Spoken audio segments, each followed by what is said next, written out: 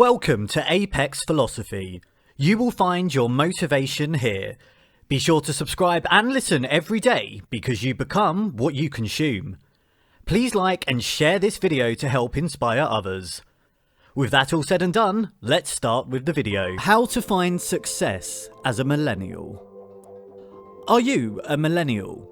If yes, this video is dedicated to you awesome people. If not, please still stay and watch, because this is today's reality. Have you ever wondered why succeeding is so difficult? In a world today that's continuously growing and ever-changing, can you handle it?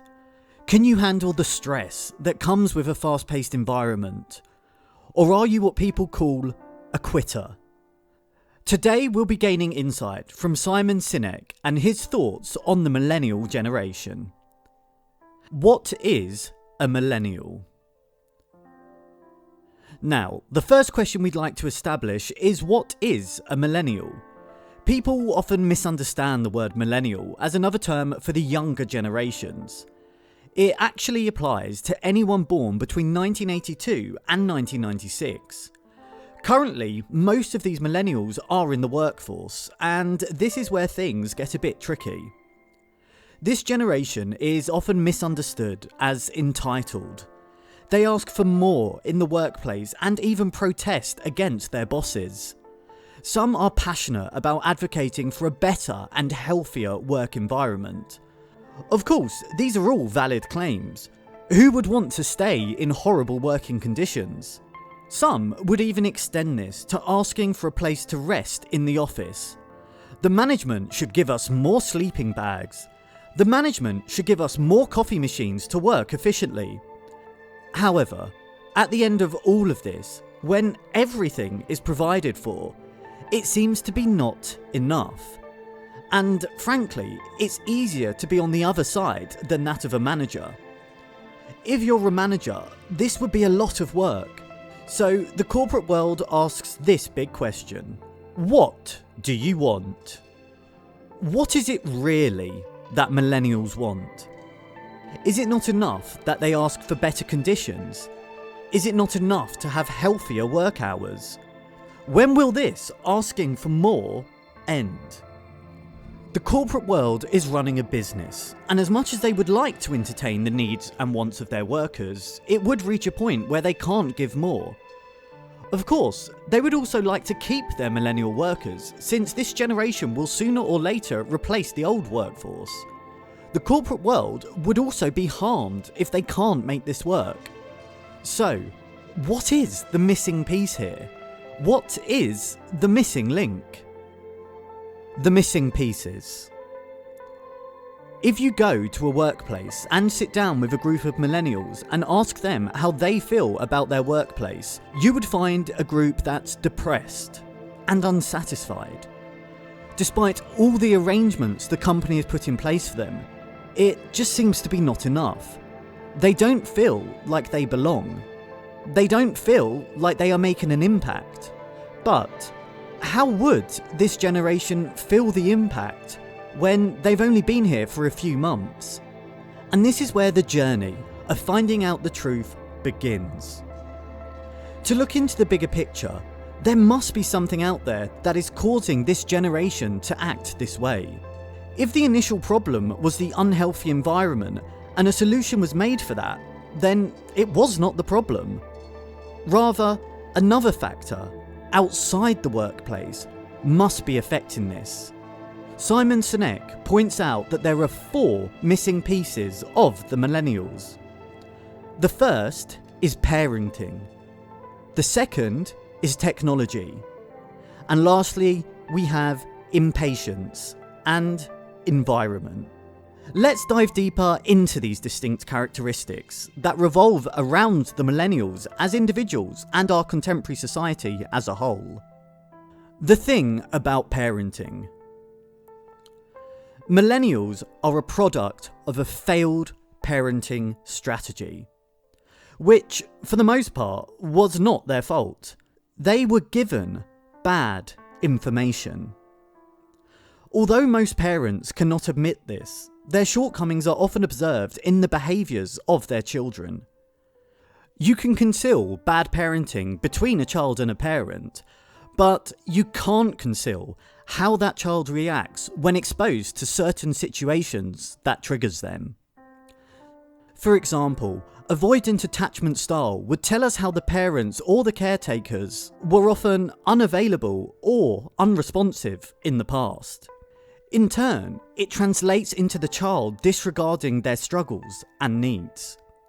The child does this to maintain peace and keep their caregiver close by. Another example is if a parent wants their child to do better in school. Well, who doesn't want that? It's a normal thing to hope for from a child. But what we don't realise is how this simple act can change how society works as a whole. The mother wants their child to have high grades and honours. Of course, mothers or parents in general would want something to be proud of and share this feat with their peers. Because of this, the teachers are afraid to give low grades in school. They are scared of the commotion that would be caused when parents come into school complaining. Additionally, teachers might be thinking that it could save them a lot of hassle to just let this kid pass. When they pass the subject, they're sent away to the next teacher. The child becomes someone else's problem now, and the child would be programmed into thinking that this is how the world works. This is what achievement looks like. You don't need to work hard. You just need to get your mummy to fight your teacher. But unfortunately, that's not how the real world works. When they enter the corporate world, they realise that it takes a lot to work for something. Working takes time. Your boss isn't like your sweet teacher, and there is no mummy to tell your boss to promote you. With this, they become culture shocked. It would feel like no one had prepared them for it, when, in fact, isn't that what schools are for? They become young adults that are transitioning into this new environment, all while handling their inner problems caused by failed parenting. The worst case is that they completely shut down and check out of life. They are subject to depression and reduced to a bunch of workers that are dissatisfied with their lives and their jobs.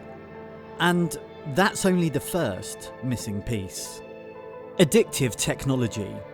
In addition to the problems of job dissatisfaction and addressing their emotional and mental needs, we also have another prevailing epidemic. The thing about illnesses is that they could make our immune system strong, or they could do permanent damage to us. This is what technology is like. Every day we wake up and immediately interact with our phones. We either scroll through social media or try to see if there are any notifications. The contemporary world has a reliance on technology. So, how do we know when we are addicted? During the pandemic, technology has further seeped into our daily routines. Work from home setups and even homeschool setups were the only way to complete our daily responsibilities. Social media was no longer social, as it became a mix of having to deal with our colleagues and our bosses online as well. But this is our newfound responsibility. What makes it different from addiction? An addiction is when we open our phones before we greet our spouses with good morning. Being addicted to phones can also look like you're texting someone throughout a party. You are not present at that moment. What could have been a moment of joy and celebration was wasted while you were distracted by technology. Interestingly, technology triggers dopamine in our brains. This is why we feel so good when we receive a text or a like on a post. Similarly, it's also why we feel so horrible when someone unfriends us on Facebook. In a sense, they took our dopamine away.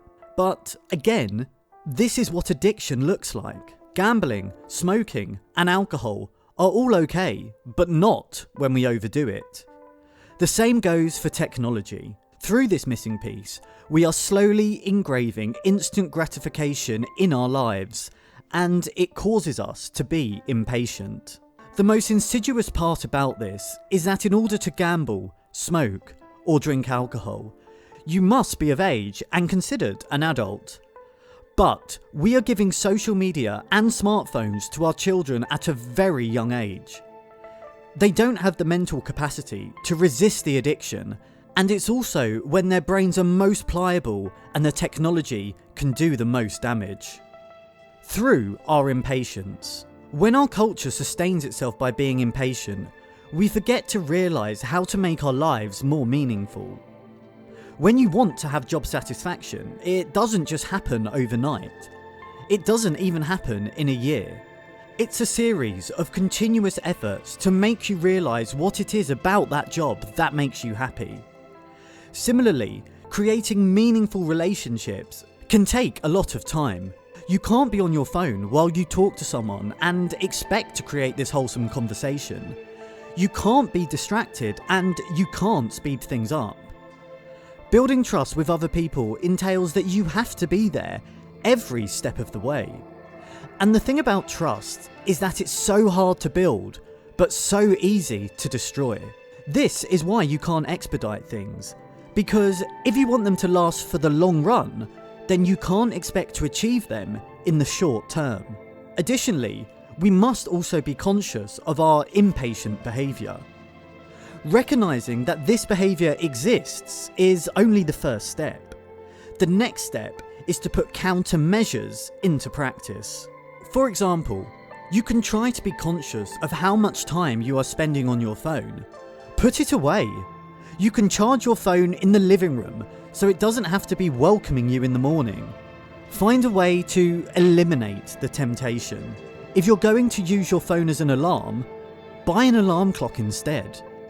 This $8 alarm clock will pay off with years of your growth. So again, meaningful things take time. And for you not to be distracted in your journey, you must try to eliminate all possible distractions. The working environment. As for the corporate world, they must also play a role in the development of millennials. Society is the one that put this generation into these specific environments that are constricting their growth. It means that instead of helping in the process, it's making it worse. But of course, they can't just replace millennials as workers. The corporate world has to understand that the worst part of all these missing pieces is that millennials are blaming themselves. They blame themselves for not being good enough and for not making an impact. Again, the worst case would be individuals opting out of life. Why settle for that kind of fate when we could provide a remedy? The best way to culture this generation filled with idealism and potential leadership is to create mechanisms for them to grow as an individual. You can start by reducing phones during the meeting. You can start by allowing more room for them to communicate with their colleagues and collaborate without technology. Within the corporate world, there must be healthy competition and an understanding that each worker is an individual that is still developing. The management should understand that they are handling people that lack certain pieces, and now it is up to them to provide a remedy somehow. So, what can you do as an individual now that you are aware of the current state of our society? The millennial generation isn't going anywhere. They are here. What's even more alarming is that the next generation is following in their footsteps, but because of different missing pieces. It is up to us, right now, with this newfound knowledge, to help make a difference. We must create an environment that helps the culture of these generations. We must foster one relationship at a time. I wish you luck on your journey. Thank you for listening. Comment below. Don't forget to like the video and subscribe, and we'll see you next time.